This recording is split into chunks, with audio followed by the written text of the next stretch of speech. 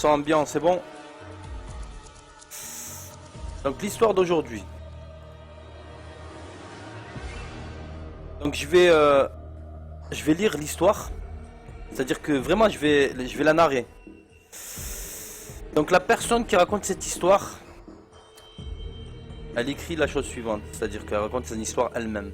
Donc je vais prendre sa place et je vais lire l'histoire. Je m'appelle Manal. Donc la personne qui raconte s'appelle Manal. Je suis d'origine algérienne. Et je vais vous raconter une histoire dont j'ai été victime.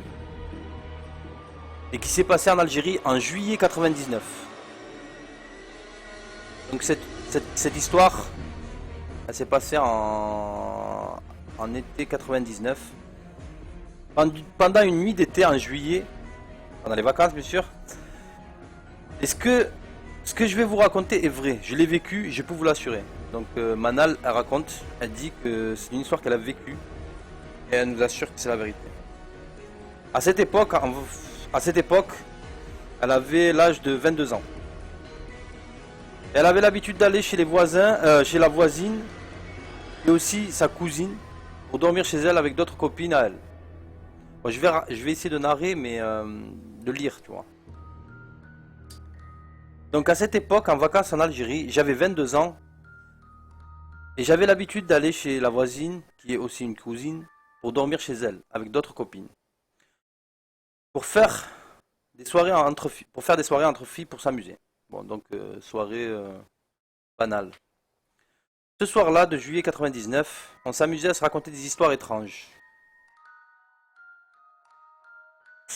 Ma cousine nous a raconté une histoire qui lui a été racontée par sa mère et que je vais vous raconter car cette histoire de sa mère, j'ai pu en faire la même expérience et j'en suis encore choqué aujourd'hui. Donc là, elle va nous raconter, en fait, pendant cette soirée, ils étaient entre filles, ils se racontaient des histoires où ils se faisaient un peu peur. Le truc, c'est que à ce moment-là, une de ses copines, elle lui raconte cette histoire. Et après, c'est une histoire qui va s'avérer, qui va lui arriver en fait. Elle nous avait expliqué qu'il y a 40 ans, à l'époque où sa mère a vécu cette histoire, donc fin des années 70-80, sa mère invitait souvent des copines à elle, dans la même maison, où moi et les filles avons dormi cette nuit de juillet.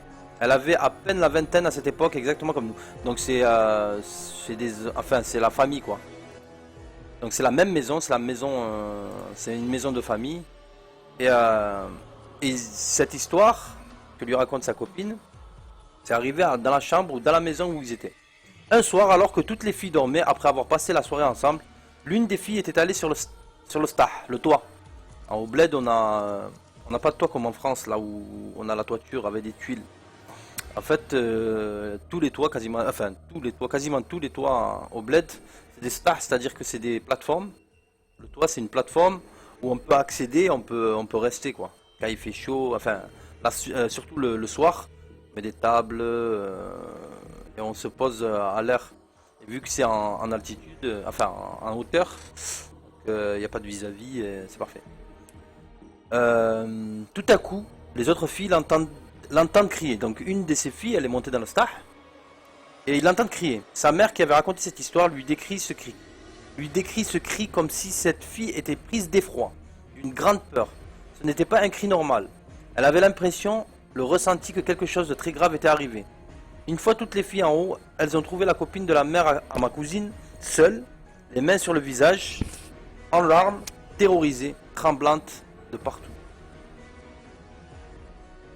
Donc quoi, une fois en haut, ouais, tremblante de partout. Et là, dès qu'ils sont arrivés, les filles, une fois en haut, elles lui ont demandé Eshkein, Eshkein, Melki, qu'est-ce qui se passe, qu'est-ce qui se passe, qu'est-ce qui t'arrive? Elle n'avait pas compris ce qu'elle voulait dire sur le moment. Ce n'est que quelques années après qu'elle a pu raconter. Elle n'a pas pu dire ce qui lui est arrivé en fait. Elle s'est tue. Elle n'a jamais rien raconté. Et quelques années plus tard, en fait, elle a, elle a pu raconter ce qui lui était arrivé cette nuit-là. Elle explique qu'après avoir fini d'aller aux toilettes, en ouvrant la porte pour sortir, elle a été face, elle a fait face à un visage séparé que de quelques 10 centimètres. Là, après être allée aux toilettes, fait speeder de ouf. Donc elle sort des toilettes et à peine elle sort des toilettes, face à face à un visage. Avec un visage d'une femme ayant un visage tout blanc et des cheveux noirs et des yeux grands ouverts terrifiants. Un regard blanc, vide, sans expression. Elle leur a demandé si elle avait vu une femme. Ça, elle raconte elle plus tard, parce que tellement qu'elle était choquée, elle est restée choquée pendant un certain temps. Elle leur raconte plus tard. Elle leur a demandé si elle avait vu une femme avec un visage blanc ce soir-là en montant au Star. Elles lui ont répondu qu'elle était seule cette nuit-là. En fait, il n'y avait personne avec elle, donc elle a vu personne.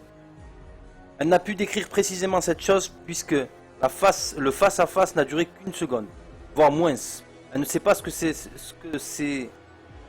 cette chose, ni la décrire en détail, mais une chose est sûre. D'après elle, c'était irréel. Elle aurait bien voulu que ce soit un mauvais cauchemar. Traumatisée depuis cette nuit, elle s'assure et s'arrange pour surtout jamais rester seule une fois la nuit tombée. Et que depuis cette nuit, il est très dur pour elle de dormir paisiblement. Tout ceci s'est donc passé à la fin des années 70. C'est donc l'histoire qui nous avait été racontée à moi et les filles par ma cousine en cette soirée de juillet 99. Donc en fait, ce qui s'est passé là, cette histoire, elle a été... En fait, ils sont posés, ces filles là, ses copines, ses cousines, et une des cousines, elle raconte cette histoire, comme je vous l'ai raconté, elle lui raconte. Elle le raconte à tout le monde.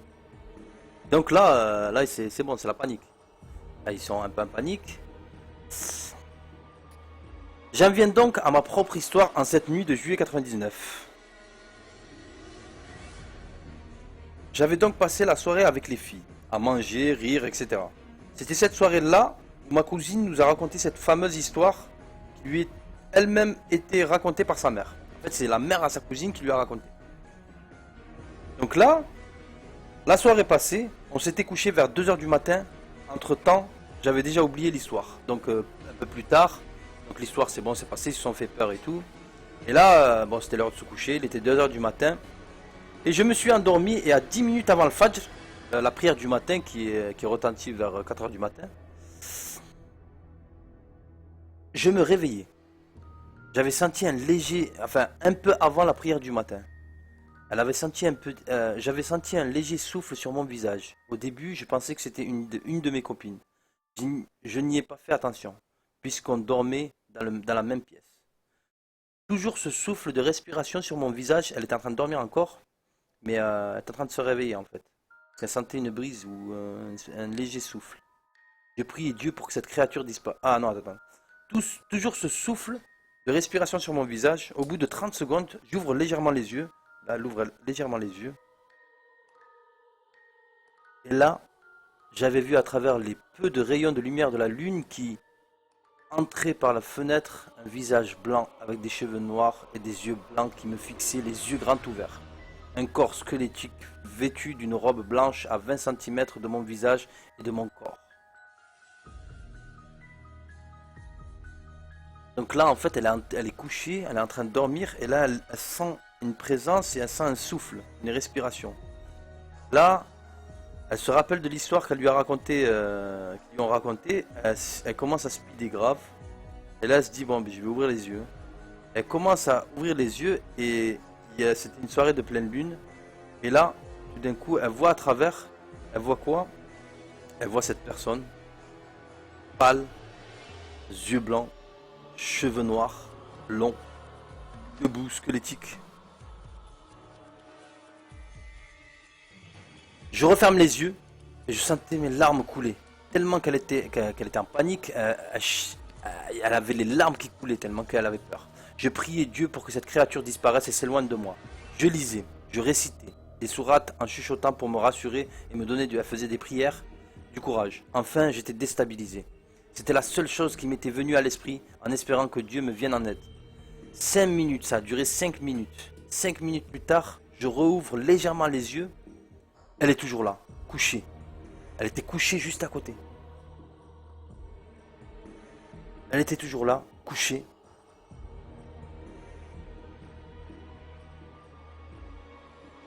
J'étais pétrifié. Je ne pouvais ni crier, ni bouger.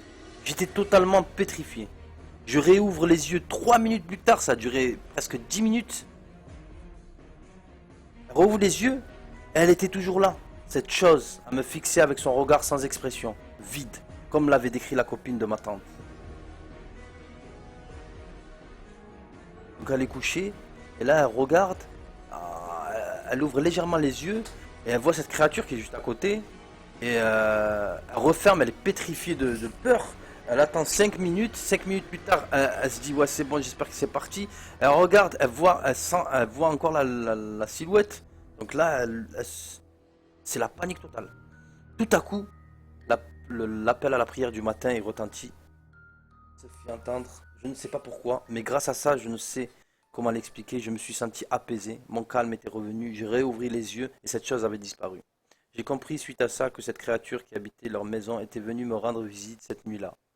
La même créature dont la copine de la mère à ma cousine avait été confrontée. J'étais terrorisé. Jamais je n'ai eu autant peur. J'avais arrêté de respirer et mon cœur n'a jamais battu aussi fort que cette nuit-là. Le lendemain, j'avais raconté cette histoire aux copines. Bien sûr, elles ne m'avaient pas cru. J'ai alors demandé à aller voir, rencontrer la femme qui a été la première confrontée à cette créature. La première chose qu'elle m'a dite, quand on s'est croisé du regard, c'était « Cheftiha, tu l'as vu, tu l'as vu ?» Je lui avais demandé si elle savait ce que c'était. Elle m'a répondu qu'elle n'en avait aucune idée. On ne sait pas ce que c'est, si c'est vraiment réel ou si c'est notre imagination. Pour moi, cette chose est apparue seulement juste après que l'histoire de la copine à la mère de ma cousine m'a été racontée. C'est possible que cela soit mon imagination, mais j'en doute très fortement. On ne sait aujourd'hui toujours pas ce que c'était que cette chose. Aïe aïe aïe. Voilà l'histoire. La triste histoire qu'a vécu Manal cet été, cette nuit d'été 1999. Voilà, c'était l'histoire du soir, bonsoir. J'espère que vous avez kiffé. Je sais pas si la narration elle était bien, si vous êtes rentré dans le délire ou...